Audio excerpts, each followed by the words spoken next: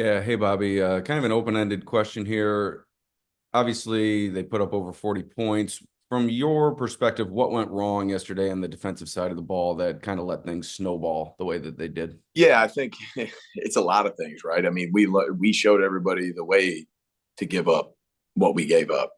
Um, and when you look at it, we don't start the game off well in the run game. We do get them into third down. We can't get off the field on third down. Okay, they get to the red zone. Let's get a red zone stop, force a field goal, regroup, and they were 5 of 6. And I think it was 11 of 15 on third down with one fourth down conversion. So I mean, the recipe to lose a football game is what we did yesterday, and it starts with me first and foremost. What I did yesterday, and we just got to learn from it, move on, and not let it happen again. Let it be a learning lesson. Failure, I've said it before, failure is the best teacher. Success is at times an awful teacher. If you were to point to one thing, was it more effort-based breakdowns, or do you think lack of preparation, or what do you think it was in terms of that?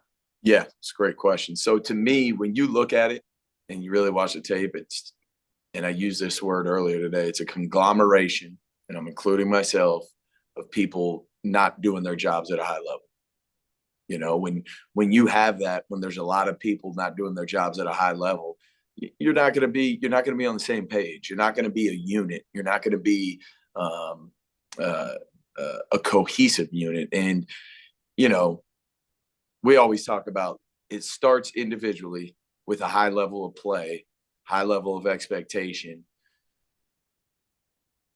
because in the end, you don't want to let your brothers down. Not that anybody was trying to let their brothers down, but if we can all get in that mode, we'll be in a lot better shape. And it starts with me. How can you get more out of Ed Oliver this season? That's a great question. We talk to our guys all the time about just um, sorry, I had a frog in my throat there. Um, just making sure that we talk to our guys about this all the time. If you do your job at a high level, whatever that job is, every call's got a different, you know, line item for what your job is. Some the same. If you do your job at a high level and you don't chase anything, and not saying he does, but when the ball shows up, you got to be able to make a play. And, I go back to the times even when I was coaching the safeties here, you get really impatient. The ball's not showing up. You just keep doing your job at a high level and the ball will show up. So that's the message to all our guys all the time. And if Ed just does does his job at a high level, when the ball shows up, make a play, that'll be productive football. And you never know when that's coming, Alex. You never know when that's coming. Thanks for your time. You got it. Hey, Bobby. On Ed, you look at his season last year, and according to PFF, he had 72 pressures. He's got 25 through 12 games or 11 games this year. Yep. Where is the missing piece as a pass rusher where you kind of felt like some of that was unlocked last year that maybe hasn't shown up? Yeah, I'll be honest with you. Obviously, I watched all the tape last year. Statistically, I'm not paying attention to statistics and all those things. The biggest statistic for us is a letter. But I think the thing with Ed is people, players in this league run into ebbs and flows in this league, and I think the best thing that I've learned with high level players is just keeping it simple. Just trying to keep it simple, trying to get back to a base of simplicity to where, there's not a lot of thinking. And we'll continue to do that. We'll continue to try to make things as simple as we possibly can for all our guys so we can compete at a high level. And then at Dwayne Carter coming back, it's probably got to be tough for a rookie. You're going through your season, you get into a routine, then you miss a period of time, then to get thrown back out there. How did you feel like he played? And do you think he was like ready to get thrown back in a big spot against that team? And how do you feel like he played? I don't want to lead you down any road. So I'll start with your second question. The last 2 weeks, we've really gone through a lot of, process through a process with him of, making sure we felt he was comfortable to go in and play. And anytime a player comes back from an extended period of time off, there's going to be some rust to knock off, no matter when you believe they are ready. So we felt as an organization that he was ready to get back in there. And then I would say, as far as his play, again, just like I said with Milano, there's some rust to knock off. There's some fundamentals, some technique. We got to get back to the drawing board and just make sure that we can get him back to where he was before that injury. Thanks, Bobby. Appreciate it. You got it.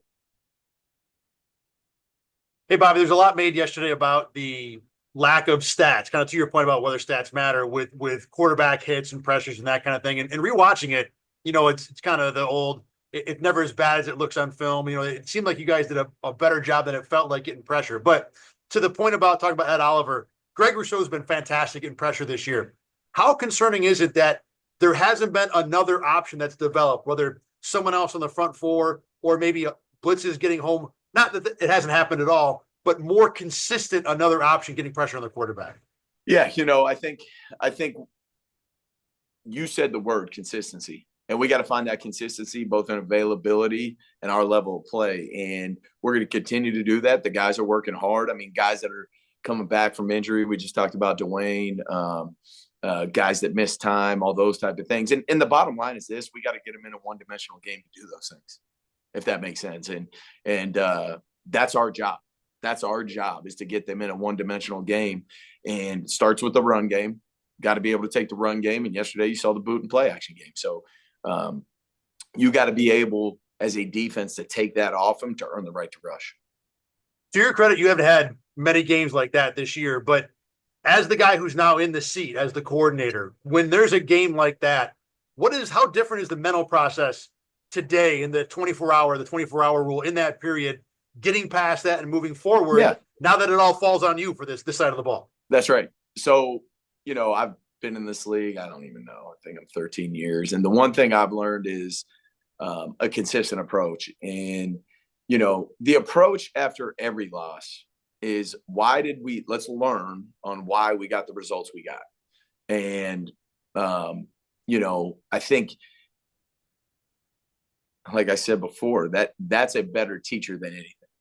You kind of lose when you get, we went on a pretty good run there, but human nature is to kind of lose, I don't want to say the importance, but just the potentially to lose some of the stressor points within the game. And I said it earlier, we got them in 15 third downs, and they were 11 for 15. That is not a recipe for success. I think they were 3.3 yards per rush, but they ran the ball, 49 times or something like that? Like we keep giving them chances to line back up. It's not going to end in a good way. So, and then the other stat I didn't mention was takeaways.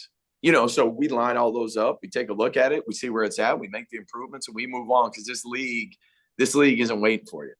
This league isn't waiting for you. The next team's getting ready to try to beat you. So we got to learn from it. We got to be urgent. We got to move on and understand the areas individually that we got to improve, and then together as a unit. Appreciate the time, Bobby, as always. You got it. No problem.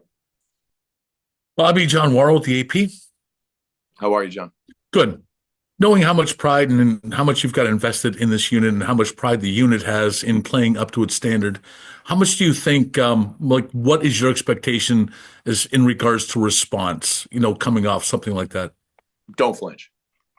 Don't flinch. We didn't play well enough. We did, and I think the guys would tell you the biggest thing, for us is, our offense was scoring and getting us back on the field, and we couldn't get a stop. And it starts with me first and foremost. And then, I think that's very frustrating from a team perspective. So our response, I expect our guys' response to be exactly what we all think it is. And, they know what our standard is here in Buffalo. We need to live up to that standard. And at times you're going to hit bumps in the road. We all hit bumps in the road. And you can make it bigger than it is, or you can look at it and say what it is and address those issues, and everybody's on the same page and making sure that we're working to improve there and grow. Not sure how much you've scouted on the Lions, but they're the highest scoring offense in the league right now, and the Bills are second. But how much? I'm not sure if it helps, but how much does it help in some cases that they represent or have some of this very same dynamics on offense as the Rams do? So you get a chance to prove yourself against what is a similarly very high-powered offense next week. I have not watched a ton. I've watched some. I'm about to dive into that. But I think we've played, what is it? This will be our 5th game in a sense against that style of offense. So, it obviously provides a little comfortability in the fact that, you can anticipate some of the things, but everybody's a little bit different. Everybody's a little bit different. So what we got to worry about is ourselves.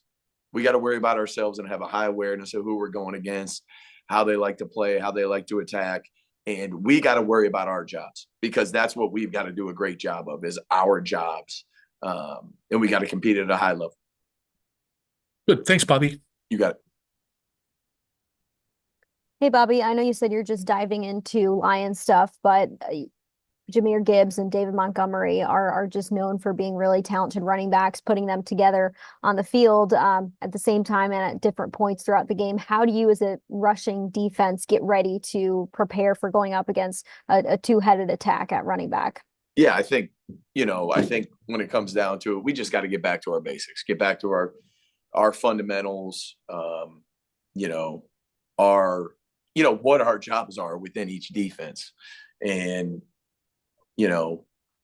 there's a lot of good running backs in this league. I know these two we're about to go against I think a lot of people consider them the best duo in the National Football League, and they're certainly going to be a challenge. But, I think our guys are up to the challenge. I believe our guys are up to the challenge, and they're ready to respond. So, again, going up against a really good opponent overall, they're obviously, I think John just said it, the highest scoring offense in the NFL. We're going to have our hands full, but that's what the NFL is. And, our guys will be ready, for this week. They'll prepare and we'll be ready to go. As a defense, you guys have been so good at forcing turnovers throughout the season, doing it in every single game up until this last game against the Rams. How do you get back? Sorry, takeaways. How do you get back to forcing that in this game against Lions? Yeah, I think we just, it's intention. It's intention in what we're about. And, I think there becomes a moment in games where you feel like, I think as a player, as a coach, as a play caller, and I think Sean would say, where you feel like you have a pretty good handle and you're in control of the game. And, I think what you saw yesterday was we weren't in control of the game. And, and I think really when it comes down to it, you can kind of lose sight of those things, if that makes sense, once you get out of whack there. So I think we just need to fall back in line to what we know works for us and what the standard is here in Buffalo. And that's the intention of taking the ball away. Falling back into who you are as a defense, is that a reminder from you as the defensive coordinator? Is that getting together as a group? How does that happen when it's like, hey, we got to get back to the basics? Where does that start for you guys? Yeah, that's a good question. A long time ago, there's a great coach in the league that, was constantly talking about reteaching. And there's moments throughout the season where there's reteaching moments. You don't want to lose sight of things as a coach, but things might kind of slip depending on the week, depending on where the player's at, all those type of things. And there's an aha moment where you got to come back and you got to reteach and you got to get back to the basics. And, I think like you talked about takeaways, that's a everyday constant we talk about. When you talk about block destruction, when you talk about tackling, those are everyday things, but there might be a little detail here that you need to revisit, you need to reteach. And, that can be anywhere. That can be in a group setting. That can be in an individual one-on-one meeting. That can be in a position group meeting. Thanks, Bobby. You got it, man.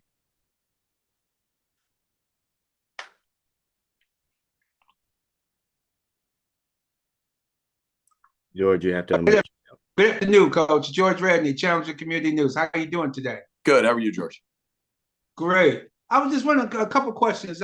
One, the angles of the safeties that they're taking in this game. I thought, how can they improve on their angles on the plays? Because I thought, especially on that touchdown where Rasul Douglas was hit by Taylor Rapp in the end zone, he hit him. Taylor Rapp actually blasted Rasul Douglas on that play. I was wondering, Rapp should have been coming up in front of the receiver instead of being behind Rasul Douglas on that play?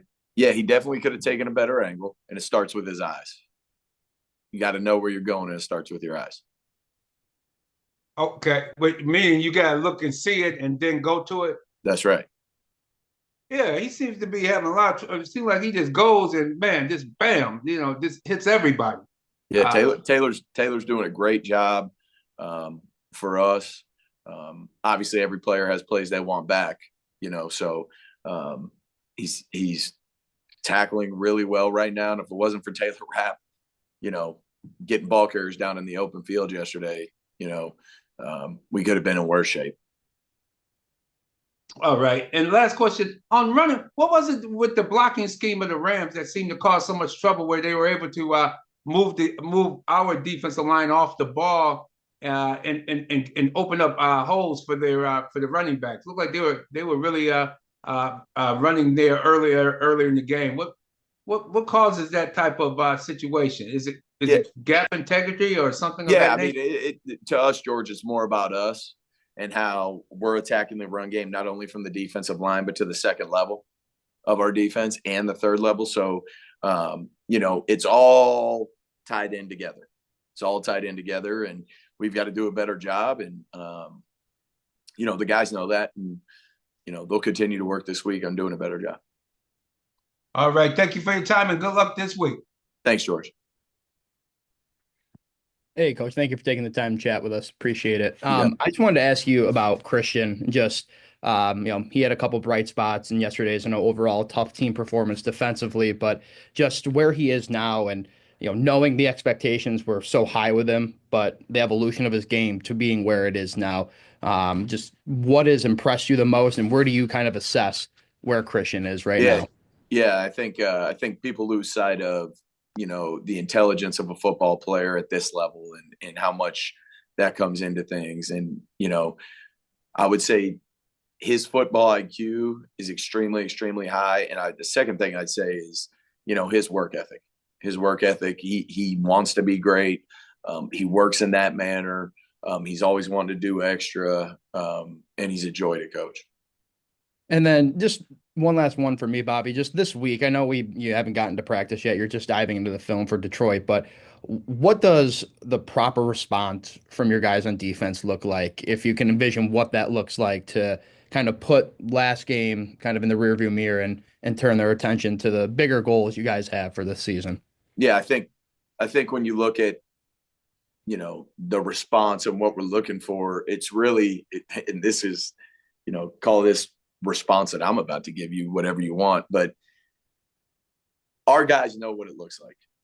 Our guys know what it's supposed to look like. I showed them one clip today. I won't say what it was, but I simply said, guys, that's not us. That's not us. And they know it's not us. And you try to paint that picture of what it should look like and what it doesn't look like. And, we have a philosophy and, we talk about bringing our philosophy to life.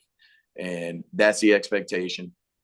And the expectation of the response is to get us back on track. And we're all professionals here, and that's what we need to do. Thank you, Bob. Appreciate your time. You got it. Hey, Bobby, it's Jay with the Buffalo News. This question might sound a little bit similar, but after the game yesterday, Sean said that defending the run starts with an attitude. How do you effectively coach an attitude?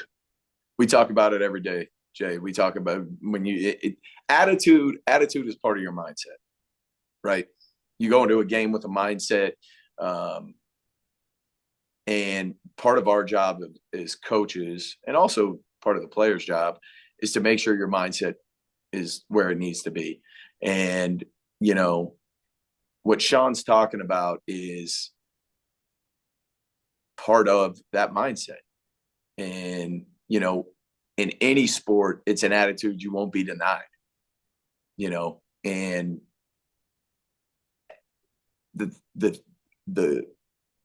thing in this league is that everybody isn't going to be perfect all the time. But like I said earlier, we collectively have to have the mindset and attitude that Sean's talking about, that we're not going to be denied. And we know what that mindset's supposed to be, and I'll keep that between us and the players. But other players can use other players to pick themselves up, if that makes sense. So again, just a reset, regroup, no panic, and go attack this week of practice, you know, and include that mindset, daily mindset in what we're trying to attack. Probably the two toughest performances for the defense this season have been Baltimore and then yesterday. Absolutely. And I know you just sort of touched on it there a little bit, but you know, that mindset, that attitude, whatever word you want to use to describe it, you know, is going to be there over the next month or two, particularly when you get to the postseason. And I guess just how do you make sure that it's there consistently in the biggest moment? That's a great question, Jay, because I think if anybody gave you an answer that this is exactly how it is, you know, it's different because every room in this league is different. The age of the room, if you're talking about the defensive unit, is different in every. So, you know, clearly I have to do a good job of helping those guys set that mindset and finding different ways for different individuals, right? Because everybody is a little different in that room, and I'm up there in front of the whole group. So maybe, you know, chit-chatting with this player or helping them on the side set that mindset and that attitude. You know what I mean? And it's a standard in practice now. It's a standard in practice, and we got to uphold that. And you know, I think, Jay, it's an organic thing, if that makes sense. You got to know where you're at the time and where you need to get to. And maybe you're there, maybe you're not there, and you need to figure out how to get there. So every week is constantly evolving, and that's the NFL. That's the NFL, and that's the parity in the NFL. Thanks, Bobby. Appreciate your time. You got it. Hey, Bobby, I know you've talked a lot about the game, obviously, but I was curious what specifically stood out to you about what wasn't working on third down? What wasn't working on third down? On third down, just like in general, yeah. Oh, shoot. The list is long now. It was one of those days. We always talk about rush and coverage working together, and that didn't come to fruition yesterday. And it wasn't on the rushers, and it wasn't always on the coverage. And it was the perfect storm of us not working together as far as rush and coverage, and a lot of little different things in there that are why we got the result we got. And then one last question for me, just not about the game at all. Micah Hyde is back, and we haven't gotten to talk to you about that. What was your reaction to hearing the news, and what's it like having him back in the building? I mean, it was great. You know, I mean, we spent a lot of time together. I'm sure he would say too much time together, and it's great.